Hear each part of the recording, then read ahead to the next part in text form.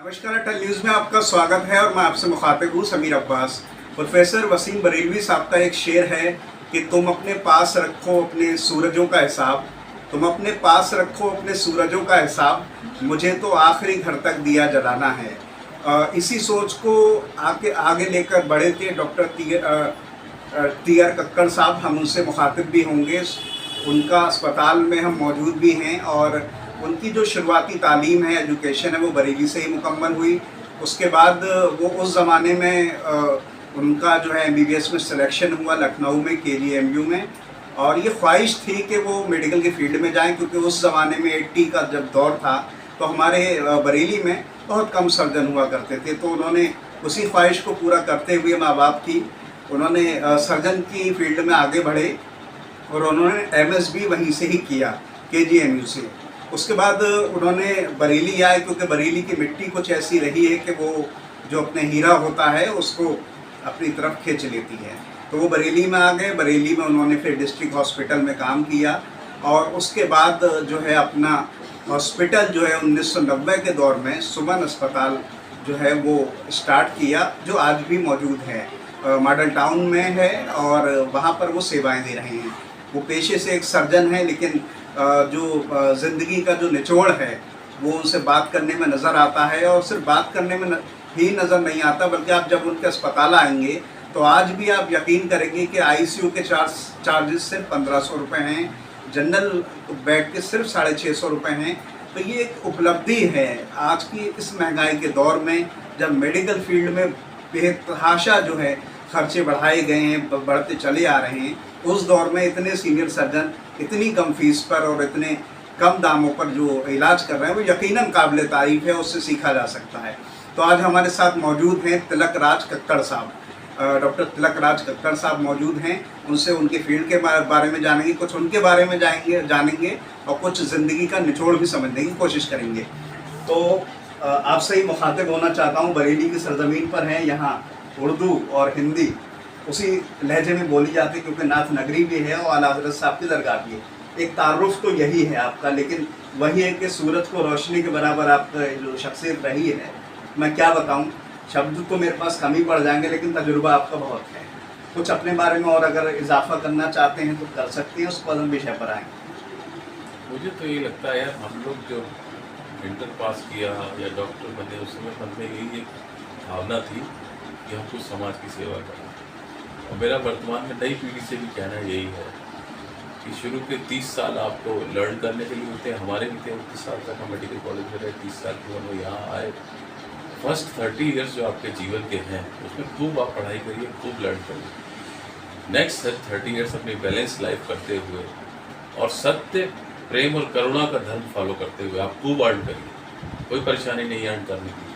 अगर आप सत्य, प्रेम, करुणा और समता को फॉलो कर रहे हैं, सत्य को जरूर साथ रखिए, प्रेम को भी कर, और समता भी होनी चाहिए। उसमें किसी किस्म का भेद, ना रंग का, ना जाति का, ना पैसे का होना चाहिए। और जब 60 आप क्रॉस कर लें तो जो मेरा पर्सनल फार्मूला है, जो भी आपने कमाया है उसका 10% जो हमारे गुरुओं से हमने सीखा है, गिविंग बैक टू सोसाइटी, जो समाज को वापस दीजिए। और बाकी तो अल्लाह ही जानता है किसकी उम्र कितनी है, कौन कब आएगा और कौन कब जाएगा। ये सिद्धांत केवल अल्लाह के पास है, राम के पास है, ना मेरे पास है, ना आपके पास है। लेकिन अगर आप इस सिद्धांत को फॉलो कर पाते हैं तो मैं बता रहा हूँ आपको, गारंटी से आप नाचते हुए ऊपर जाएंगे कि भैया मैंने सत्य का, जैसे मेरे पिताजी ने जब मैं यहाँ पढ़ के आया तो उन्हें एक ही बात कहा कि मेरा बेटा किसी की गलत पेट मत चीज़। और मेरी वाइफ जो कि गायनेकोलॉजिस्ट है, ऑब्स्टेट्रिशियन है, उससे एक ही बात कहा कि किसी का तो बच्चा गिराने का अधिकार। ये दो बातें, क्योंकि बोले घर नहीं है हमारा मंदिर है, इस समय कोई इलीगल काम नहीं है। वो आज तक मुझे अपने पे गर्व है इस बात को करते हुए। तो अगर आप ऐसे फॉलो करते हो लाइफ में, सत्य को, प्रेम को, करुणा को और समता में, मुझे आजकल थोड़ा सा बड़ा पीड़ा होती है, समता में हम लोग आपस में दूर हटते चले जा रहे हैं। चाहे वो किसी, चाहे रंग की हो, चाहे जाति की हो, चाहे पैसे की हो। गरीब आदमी को उन्हें पूरा सम्मान देना चाहिए, कोई किसी भी जाति का। रिक्शे वाले को भी, मैं आपके बोलने के लहजे से समझ जाऊँगा आप सब्जी वाले से कैसे बात कर रहे हो, कि आपके अंदर कितनी पर्सनैलिटी है, आपकी कितने बैलेंस पर्सनैलिटी है। आपको प्रत्येक व्यक्ति में हमें जो सिखाया जाता है कि हर एक में राम है, उसमें कोई दोस्त दुश्मन वाली कोई चीज़ नहीं। अगर आप समता फॉलो करते हैं तो लाइफ में आप भैया नाचते हुए जाओगे। वरना मैंने हज़ारों, हमारे मोहल्ले में हज़ारों करोड़ वालों को भी देख लिया, सैकड़ों वालों को भी देख लिया। जीवन की शाम जब हुई तो वो रोते हुए यहाँ से कि डॉक्टर साहब आप जैसा कोई मिला नहीं जिसने कहा होता कि मैं 4 हैंडपम्प ही लगा देता या 10 पेड़ लगा देता शहर में। ऐसे ही जीवन बीत जाता है। चलिए, मैं यहीं से आगे बढ़ूंगा। आपने भगवान राम का जिक्र किया है। इकबाल ने कहा है कि है राम के वजूद पे हिंदों से ताक़त। तो राम के वजूद और उनकी शख्सियत से ही सीखा जा सकता है, इसलिए ही मर्यादा पुरुषोत्तम राम है। मैं आगे बढ़ रहा हूँ। मेडिकल की फील्ड और आपका सफ़र इस मंजिल तक आपको पहुँचाया, माँ बाप का बहुत बड़ा रोल होता है, और किस किस का एक बड़ा रोल रहा आपकी ज़िंदगी में जिससे आप इस मुकाम तक पहुँच पाए? मुझे तो आज भी क्या बोलूँ आपको, जो हमारे समाज का मध्यम वर्ग या गरीब वर्ग है वो बहुत दुखी है। जब कोई माँ का बेटा या उसका भाई या कोई रिश्तेदार तरीके से कहता है कि डॉक्टर साहब हमारे पास इतने नहीं पैसे, तो मेरे पास पहले यही पूछ लेता हूँ, भाई टोटल कितनी जुगाड़ है तुम्हारी एक दिन? अगर 2000 भी है तो मेरी ड्यूटी है उसकी किसी तरीके से काम चलाना। क्योंकि अल्लाह ने आज तक मैं 60 के ऊपर क्रॉस कर गया, मेरा कोई काम नहीं रोका, तो मेरे को भी हक नहीं बनता कि किसी का काम खाली पैसों की वजह से रोका जाए। भले उसके पास कम है, ज़्यादा है पैसे, हमको कुछ ऐसी जुगाड़ कर लेनी चाहिए कि काम उसका भी निप जाए। बाकी जीवन मौत तो अल्लाह के हाथ में है, राम के हाथ में। कोई दुनिया में ना मैं गारंटी ले सकता हूँ, ना आप ले सकते हो, ना कोई ले सकता है। हमारी खाली आप नियत देखिए, बाकी कुछ नहीं। अगर आपको नियत सही लगती है, और हमारा आपका रिश्ता भी खाली एक भरोसे का रिश्ता है। हज़ारों मरीज, हज़ारों मैंने ऑपरेशन करे, मुझे सड़क पे मिलेगी, मैंने पहचान जरूर लेता हूँ, लेकिन नाम नहीं आ रहा, वो भी मुझे नहीं। क्योंकि एक रिश्ता जो है ये एक भरोसे का रिश्ता है, जो हमारा अल्लाह या राम पे भरोसा है। वही मरीज हमारा किसी ज़माने में, अब तो थोड़ा वर्तमान की स्थितियाँ थोड़ी बदल गई। पहले तो ऐसा कोई दिन ही नहीं होता था 10-20-50 लोग हमारे पैर न छुए। उनको लगता था, कई लड़कियाँ अभी भी आती हैं, लगता है कि मैं अपने बाप के पास आ रही हूँ। उस दिन मेरा दिल नाच उठता है कि मेरी इतनी बेटियाँ हैं समाज में जो मुझे अपने ठाकुर मानती हैं, बाप मानती हैं, तो मुझसे सलाह लेते हैं। और कितने तो माँ बाप को मैं, मेरी वाइफ कभी कभी टोकती भी उठता मना कर देती है, मना करता हूँ लड़की की शादी मत करना, ये बहुत ऊँची जाने वाली है। क्योंकि हमारे में पहले परिवारों में 2 भी था 20-22 पे शादी करना। अब मैं जब देखता हूँ 80% 90% वाली लड़की किसी की भी हो, इसको पढ़ने दो। अगर आज इसका 4 लाख का पैकेज है, मैं अपनी बेटी को देगा 25 साल और 5 लाख का पैकेज था, आज वो कहाँ है, तो वो मैं सोच ही नहीं। 10-10 गुने 20-20 गुने पैकेज हो गए। तो जब 30 साल के बाद उसकी शादी हुई तो उसको जो लड़का मिला वो अलग क्लास का है। अगर मैं 25 साल में शादी करता वो अलग क्लास का होता। मैं यहीं से आगे बढ़ूँगा। कुछ सवाल आपकी फील्ड के, आपने दौर बदलते हुए देखा है, पीढ़ी बदलते हुए देखा है, और मेडिकल की फील्ड को बदलते हुए देखा है। आज की जो सर्जरी की टेक्निक है और आपके ज़माने में जो है, उसमें ज़मीन आसमान का फ़र्क है। तरीका भले ही वो है, लेकिन मशीनरी बदल रही है। तो क्या बदलाव देखते हैं और किस तरह से इस बदलाव का फ़ायदा मिल पा रहा है?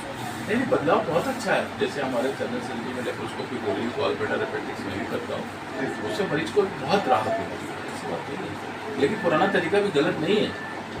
उसे आप कहेंगे पुराना तरीका खराब था। अब एक टेक्नोलॉजी, हमारे एयर कंडीशन आप 10 साल पुराना पता करो कितनी आवाज़ करता था, कितनी बत्ती खाता था। अब नए में आवाज़ भी कम है, बत्ती भी कम खा रहा है। ऐसे ही हमारी सर्जरी टेक्निक बहुत अच्छी हो गई है। एडवांसमेंट का हमें सहारा, उसका विरोध नहीं करना चाहिए।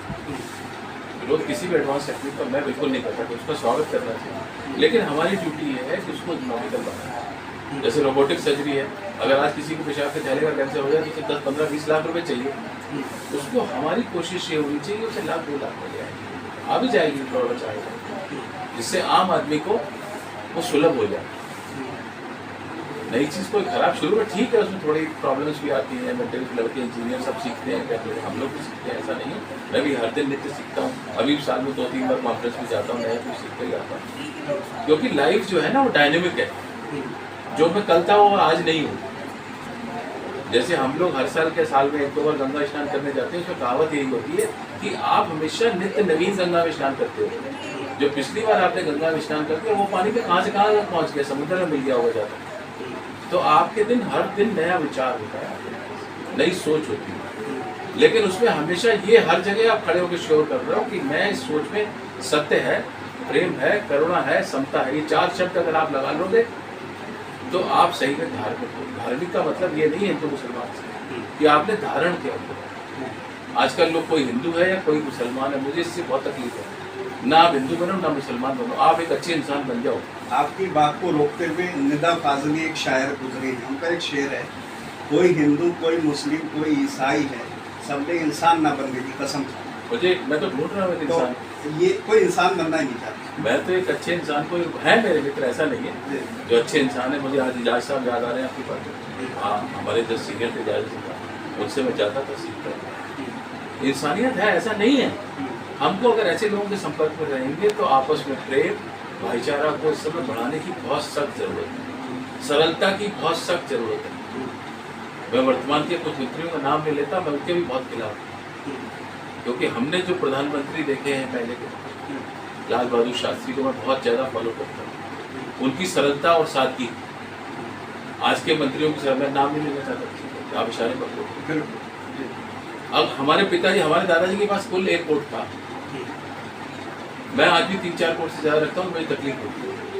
अगर मैं 30,000 का कोट पहनूंगा या 3 लाख का कोट पहनूंगा तो मेरे लड़के को कोई हक मेरे को कहने का हक नहीं है कि तुम बेटा कर। मैं आज भी सादा फ़ोन, मेरा कलम देख लो, 2 रुपये का होता है। मैं इकट्ठे 10 मंगाता हूँ, उससे जिसको मर्जी चाहता दे देता हूँ, तू भी ले जा, मौज कर, लिख, मुझे क्या परेशानी। मुझे कोई गिफ्ट में महंगे पेन मिलते किसी न किसी को देता हूँ, मुझे नहीं चाहिए। जब तक आप सरलता सादगी में नहीं आओगे, समर्पण में नहीं आओगे, आप किसी की सेवा नहीं कर सकते। मैं थोड़ा सा यहीं से आगे बढ़ूंगा, हम बातचीत को करते रहेंगे। आपने बीच में कैंसर का जिक्र किया। हिंदुस्तान में इस वक्त हर चौथा शख्स कहीं ना कहीं इससे ग्रस्त है। तो चीज़ें यहाँ से आगे बढ़ती हैं कि आज सुपर स्पेशलिस्ट डॉक्टरों का दौर भी है और कैंसर में सर्जरी में हम कामयाब भी हुए। बहुत सारी टेक्निक भी आ गई। आपने भी कैंसर के बहुत सारे इलाज किए होंगे, सर्जरी की होगी। तो आज किस तरह से आप सर्जरी को देखते हैं, जो आधुनिक तकनीक आ गई है, नए नए सर्जन भी आ गए हैं और आपने भी एक ज़माना देखा है पूरा। कैंसर में मैं मेडिकल कॉलेज में पढ़ाने भी जाता हूँ, मेडिकल कॉलेज में। कैंसर में हम लोगों की ज़रूरत क्या है, डॉक्टर्स की भी ज़रूरत है, लगातार ट्रेनिंग की ज़रूरत है। और हमारी कोशिश हमेशा यही रहनी चाहिए कि पहले तो हमें मरीज को या पूरे पब्लिक को ये सिखाना है कैंसर ना हो।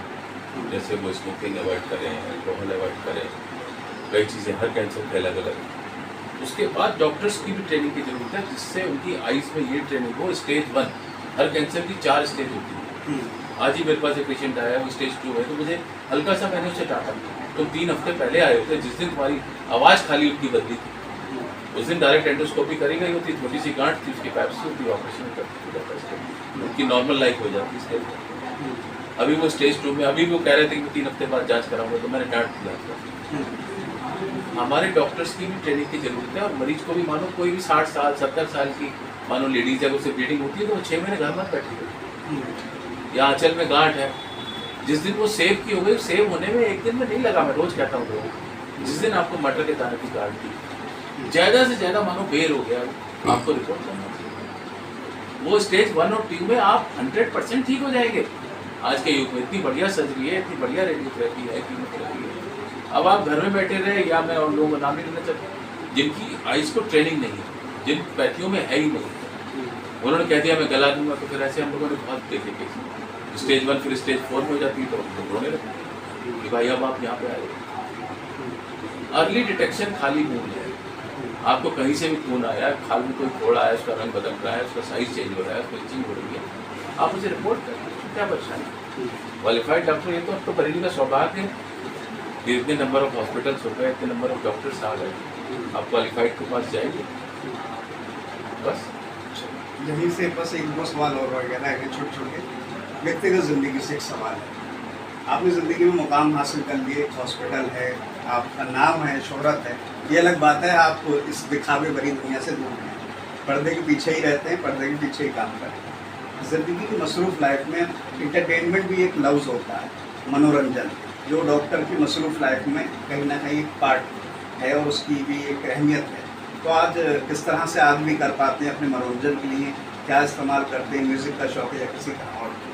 हम लोग मनोरंजन के लिए अपने वॉक करने में रोज जाता हूँ, पार्क में बैठते हैं, आपस में बातचीत करते हैं, उसमें बहुत अच्छा लगता है। लेकिन अगर आपको जिस दिन ठाकुर से मोहब्बत हो जाएगी, अल्लाह से मोहब्बत हो जाएगी, तो उसका अगर कोई संगीत आप लगा देंगे, हमारे घर में रोज़ सुबह शाम चलता है, ठाकुर की प्रेयर चलती है, उससे और सुबह सुबह ही पक्का हो जाता है कि हमें सत्य के मार्ग पर चलना है। प्रेम के मार्ग पे चलना है, हमें कोई भेद नहीं करना। उसमें अगर आपको आनंद आने में टाइम जरूर लगता है, अल्लाह का नाम लेने में, अल्लाह अल्लाह करने में आम आदमी को तो कोई पता ही नहीं, समझ में नहीं आ रहा है अल्लाह अल्लाह क्यों कर रहा है, राम राम क्यों कर रहा है। जिस दिन आपको राम राम या अल्लाह अल्लाह करने, मेरे देखे दिमाग में मैं कम से कम 20 बार अल्लाह अल्लाह यूज़ कर चुका हूँ पिछले 15 मिनट, तो मेरी खोपड़ी में भरा हुआ है अल्लाह और राम एक है।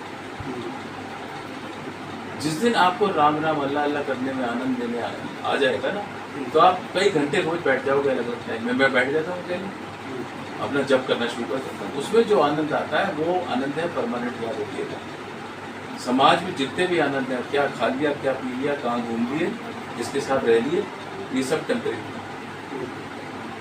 20 मिनट बाद सब बेकार हो जाते हैं। आप हमारे साथ रह लीजिए। मैंने कई लोगों को क्या बोलूँ आपसे, मैंने कहा तो 15 मिनट मेरे साथ रह ले, मैं सबको खा के उसको आनंद दिलवा दूँ। आपको वही रोशनी दे सकता है जिसका दीपक जला हुआ है। बहुत से पहना नहीं मांग रहा, हमारे उसमें भी घर में पीले कपड़े पहनने घूम रहे हैं, लेकिन उनके अंदर कोई वो नहीं, वो खाली प्रोफेशनल है, कमर्शियल लोग हैं। आपको इतनी पहचान होनी चाहिए। मरीजों से भी मैं कहना चाहता हूँ, आप कम से कम कमर्शियल, जैसे हम लोग जाते हैं जूता खरीदते, यहाँ में समझ में आया 10 मिनट में दुकानदार कैसा है, ये कमर्शियल है या रियली मेरे हित के लिए चाह रहा है। आपको इतनी पहचान तो होनी चाहिए कम से कम। मंदिर में जाते हो, एक प्रवचन देने जो आ रहा है, जो खुद ही पैसे के पीछे भाग रहा है, वो क्या हमें सिखाएगा। अब हम उसको सुन रहे हैं तो क्या फायदा। मैं तो ऐसे संतों के बीच जाता हूँ जो कुल 100 रुपये में तैयार हो जाए ऊपर से नीचे तक, आप हैरान हो जाओगे। 40 रुपये का कुत्ता और 20-30 रुपये की धोती। और जो वो खाना खाते हैं, मेरी समझ से 90% लोग तो खा ही नहीं सकते, क्योंकि कच्ची दाल और रोटी होती है, एक टाइम लौकी के अंदर थोड़ी खाते हैं। जहाँ सरलता सादगी है वही है सत्य, वही है। और जहाँ जितना बड़ा आडम्बर है, समाज में परिवर्तन हो गया है ना, उनको तो बिल्डिंग चाहिए। 80 लाख वाली गाड़ी से जो संता है वो ऊंचा सकता है। मेरे साथ आप रहोगे, मैं ऐसे संतों से पिला दूंगा। कोई छोटा सा पैगाम जरूर दें, वैसे तो पूरा इंटरव्यू ही आपका एक पैगाम, एक मैसेज। पैगाम खाली ये क्या प्रभु जी, आप यही याद रखो, जीवन में सब लोग, पूरा समाज भाग रहा है किसके पीछे, मेरे पास क्या है। दिन और रात भाग रहा है, मेरे पास क्या है। डॉक्टर आज 10 रुपये के मालिक है, कल 20 के हो गए, 100 के हो गए, 1000 के हो गए, 10 लाख। इसकी कोई वैल्यू नहीं, इसकी मेरी निगाह में कोई वैल्यू। ठीक है, आप अंदर से कागज बटोरते चले जा रहे हैं, कोई शेयर बटोर रहा है, कोई कागज बटोर रहा है, कोई जमीनें बटोर रहा है। दसियों को मैं जानता हूँ जो कहाँ से कहाँ पहुँच गया, लेकिन मेरा खाली सवाल एक ही है। और पैगाम क्या, पैगाम देने वाला कोई नहीं। मैं तो आपका भाई मानो, जो भी मानो, बड़ा भाई मानो, बाप मानो, उम्र के लिहाज से पैगाम खाली एक ही है, प्रभु जी, राम जी या अल्लाह, सब एक ही चीज़ देखते हैं, बेटा दिल साफ। जो आपने समाज के लिए कुछ कर लिया, जो मैंने आपसे प्रेम से बोल दिया, वो भी अनजान और समता रखते हुए, इसी को बार बार मैं जोर दे रहा हूँ, क्योंकि पिछले 10 सालों में मुझे बहुत कष्ट हो रहा है। समता की खाई हमारी चौड़ी मुझे दी जाती है, उसमें पॉलिटिशियंस भी और रिलीजियस दोनों लगे हुए हैं, दोनों अपनी दो। हमको ये पहचान ही नहीं रही हमारी आंखों को कि कौन कमर्शियल बनता है, कौन सा आध्यात्मिक बनता है। मानव कहाँ मिल रहे हैं, बढ़िया से बढ़िया हिंदू मिल जाएगा, ऊंचे से ऊंचा मुसलमान मिल जाएगा, अच्छा इंसान दिखाइए आप समाज को, उसको आगे बढ़ाइए। तो आप अपना बस ये सोचो, जिस दिन मेरे जीवन की शाम हुई, आपका तो सिकंदर ही कह गया है, हाथ मेरे हाथ कर देंगे, उसका पैगाम क्या था, सिकंदर का यही था। उससे बड़ा पैसे वाला तो मुझे नहीं लगता कोई आदमी हो सकता है। लेकिन अब, पहले तो पूरे वर्ल्ड में एक सिकंदर था उस जमाने में, अब तो मुझे अपने मालटाउन में हर तीसरे मकान में सिकंदर पैदा हुआ नजर आ रहा, जो बटोरता वो नजर आ रहा। बहुत ही खूबसूरत और लाजवाब अंदाज है, बात में गहराई भी है आपकी। बहुत सारी शुभकामनाएं हैं, भविष्य में चाहेंगे और भी भविष्य में और बातें करें, आपसे इंटरव्यू करें। बहुत सारी शुभकामनाएं, धन्यवाद डॉक्टर। तो हमारे साथ थे डॉक्टर तिलक राज कक्कड़ साहब, सुमन अस्पताल के MD, और बड़ा खूबसूरत अंदाज में ज़िंदगी की गहराई को उन्होंने जिस अंदाज में बताया वो यकीनन काबिल तारीफ़ है। युवा पीढ़ी को उससे सीख लेना चाहिए, सोच लेना चाहिए। IMA के भी एक पुराने मेंबर हैं और बड़ी गहराई से मेडिकल फील्ड के बारे में उन्होंने बताया। फिलहाल इन तमाम बातों के साथ मैं समीर अब्बास, अटल।